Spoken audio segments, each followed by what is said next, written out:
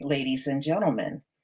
There's always been a lot of mistrust in medicine when it comes down to the Black community. And we have all the reason to feel that way. It's not like there's a strong history of us being treated well. In many cases, we have been neglected. We have seen the multiple stories that have come out on Black people trying to get tested for COVID-19 and denied. And we don't see any other group being written about and denied a test. We just consistently see the Black community being denied testing whenever they want to go for some, or they feel symptoms and they want to be checked. So this came out in BuzzFeed. And Black Americans don't trust medicine because of racism. That's bad in pandemic. Not really. If we're being denied testing, I don't see how that's bad because there's a pandemic. It just reinforces how we've been feeling all this time. So outside the grocery store in Congress Heights, people are playing dominoes in the parking lot close together without wearing masks. An auto service truck driver who come to repair a flat tire isn't wearing a mask either. He says he had pneumonia and survived not getting shot. So what is the coronavirus to him in DC? And take these percentages with a grain of salt. Just know we have been asking for data for nearly 8 weeks. And they just want to keep telling us we get it the most without showing us any data. Okay, until data is showed, we don't want to hear it.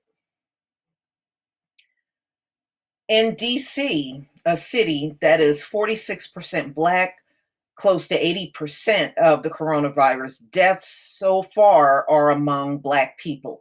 So they're giving us the percentages. We want raw numbers. Give us the raw numbers.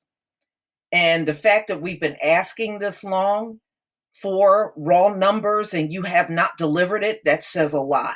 That's why we don't trust your numbers. And Black people are dying at higher rates than virtually anyone else across the US. Okay, let's go with that. Where's our reparations? Where's the federal funding for the Black community in your stimulus packages? If we got it the worst, then we should be getting funding. Give us our reparations. Give us our funding. The coronavirus has been especially deadly in Black neighborhoods in cities like Chicago, Milwaukee, and New York. I love how they want to tell you this, but they don't want to do nothing about it. Just understand that. They want to tell you this, but nobody wants to do a thing about it. With US case numbers now surpassing I think, what are we, 1 point something million? And stark racial disparity was most recently on display in Richmond, Virginia, where 62% of COVID cases are among Black people, in a 52% white city, while 8 people who died of the disease in the city were Black. Well, how come we don't get to see the white numbers? I tell you what, when I look at the obituaries around me, it ain't nothing but white people all up and down in obituaries in the paper. And we're not a predominantly white town. And you'll see us sprinkled in there. So no matter what they say, always look at the obituaries, ladies and gentlemen. Keep your eye on that. The obituaries are telling a whole different story. Okay. Last week, Senator Kamala Harris of California introduced legislation to create a federal task force to investigate racial disparities in coronavirus deaths. Early reports overwhelmingly show COVID 19 disproportionately infecting and killing minorities in the nation, Harris said. Okay, well, get us some funding. We don't need you to put no task force together. Get some stimulus money into the Black communities. Give us our reparations.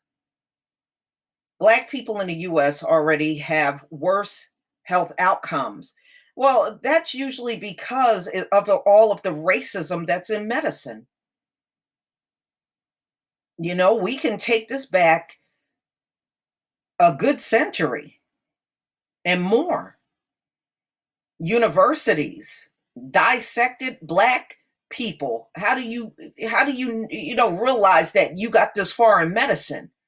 All of gynecology, you need to thank Black women for that. You sliced and diced on Black women. That's how you further gynecology in this country. So you really owe gynecology squarely only on Black women. Black men have a life expectancy of 71.5 years, below the national life expectancy of 78.7 years. Black people have higher rates of heart disease, diabetes, and other stress related illnesses. All of the rise of the COVID virus and have reduced access to health care to help prevent and treat them.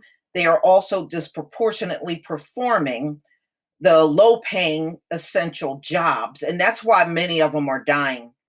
It has revealed one thing: most of the essential jobs out here are held by Black people. So they are always encountering someone with the virus and they end up getting it. Okay, so Black people are also disproportionately performing the low paying essential jobs that increase risk of exposure to the novel coronavirus. And that's the only reason why we're dying disproportionately. See, that's the piece of the pie they won't give you. The disparities have led some commentators to argue that Black people need to take better charge of their health to stem the tide of death. But decades of mistreatment, whether it's being denied care at white hospitals as recently as the 60s or being denied pain medication by racist doctors today, have created a structural wall of suspicion of the medical system, as well as a deep stigma underlying the notion of being sick. And they really should have included in this article the multiple Black people that tried to get tested. They were denied testing for COVID 19 and they ended up dying. You can't just parachute in now to tell people you are going to help them with a pandemic when they had been neglected so long. Martin Parnick, a medical historian at the University of Michigan, told BuzzFeed News. They'll ask, "Where were you when my child was sick or dying of something else?" And even with good intentions, you can't blame them. You sure can't. The distrust of healthcare is born out of medical racism going back to the slavery era, Parnick said. Physicians were employed to ready slaves for auction and perform cruel surgical experiments on them without raising the question of consent and without anesthesia. Memories that are buried but not running deep, an undercurrent of skepticism towards medicine in long neglected communities. Much of the suspicion around abuse in human experimentation is rooted in the infamous Tuskegee Experiment, said Sheila Murphy, a health communications professor at the University of Southern California, who has looked at why Black people volunteer less often for clinical trials. The 40-year experiment, which ended in 1972, involved government researchers leaving 600 Black sharecroppers deliberately untreated for syphilis, even after the discovery in 1947 that penicillin could cure the disease. 28 of the men died of syphilis, and another 100 died of related complications. Every time I work with this population, if they are over 20, they are well aware of Tuskegee and very leery of participating in clinical trials, Murphy said. Unfortunately, this means that some drugs might reach the market without being tested specifically on African Americans who may have unique side effects. Over 1,100 coronavirus clinical trials are currently underway in the US, and the FDA has approved emergency use of the antiviral. Um, okay, they're talking about some drug that they're trying out. All right, so the results of the small trial for the experimental drug suggested it could shorten hospital stays. Oh, so what? They act like that drug is like the be all of the universe. It shortens your stay, but it doesn't cure the virus. That's why when I saw that, oh, well, you instead of being in the hospital for 14 days, you're in the hospital for 11 days. Yeah, you're in there for 11 days and you still got the damn virus. Okay. They act like this drug is like the be all of everything. I mean, it's laughable how much they keep trying to talk this thing up. It doesn't cure a thing. You might be in the hospital 3 days less, and they're running around here making a big deal out of that. Please. Medical racism still persists today.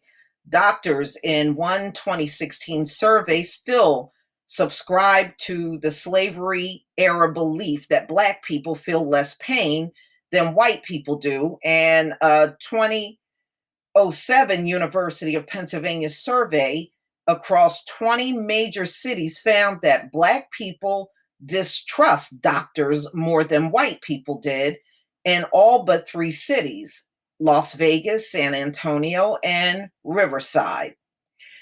Because we know that often African Americans, their pain is not recognized or seen as bad. That can lead to issues in terms of whether or not they're seen as having a severity that warrants certain next steps. Lily D. Williamson, who works looked at relationships between medical trust and experiences of discrimination, told BuzzFeed News. Wow. BuzzFeed News has reported several cases of Black people in the US who have been denied COVID-19 tests despite showing symptoms, having underlying conditions, and asked for testing. That's right. But you keep pushing us back to the same medical industry that has done so much harm to us, and you got the nerve to believe we should trust you. That's what I don't get. Wow. All right. The misinformation, disinformation, and wishful thinking run rampant, she said, pointing to a dangerous rumor in early March that Black people cannot contract COVID-19. Yeah, I mean, we even saw that online.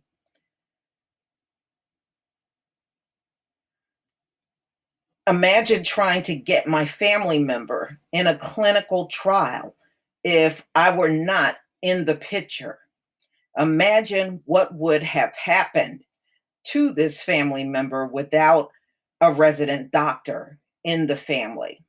There's also a stigma related to the virus, which some are comparing to a wave of deaths from the AIDS epidemic. One New York resident, WC, who asked to be identified only by initials, discuss her medical status, said she fears being judged. When WC announced that her grandmother died on Facebook, she did not mention it was from complications of COVID 19, nor did she announce that she and her mother had also tested positive. The only reason people are not talking is because they are taking it like AIDS. And it's really not like that, WC said. That's why I tell people you sitting here scared to talk about it, and you could be somebody that got it and don't even know it. I think people are very confused about the disease. Well, even the scientists and doctors don't fully understand this thing. They really don't. Okay, and conflicting stories around would who would it impact negatively. So I didn't want to play into that. I know what the fears are of people, and they have a reasonable expectation that their leadership will keep themselves healthy and be able to pull the entire community along. So, you know, one thing about America when it comes down to our mistreatment in medicine, they have never tried to rectify it, never tried to compensate the people they hurt, never did nothing. But we should just have this blind trust for everything. Well, those days are over. We're not going to have that blind trust. And I don't blame many people in the community. Get yourself some help if you feel you need it, but then on the other hand, I understand where the mistrust come from. And, it's amazing how they want to write about this stuff, but they never want to do anything to correct it. Okay. If we're getting it the worst and we got it more than anyone else, I want to see some stimulus money for the Black community and give us our reparations. Anything short of that, you're not concerned. You just want to babble about it. And that's as far as it goes. And who the hell needs that? You can keep that shit to yourself. But y'all, please tell me what you think. And never accept percentages or per capita. We only want raw numbers. And we've been asking for those raw numbers for weeks now. Please leave your comment and subscribe. Don't forget to hit on the notification bell. And I'll see you on the next video. Peace, family.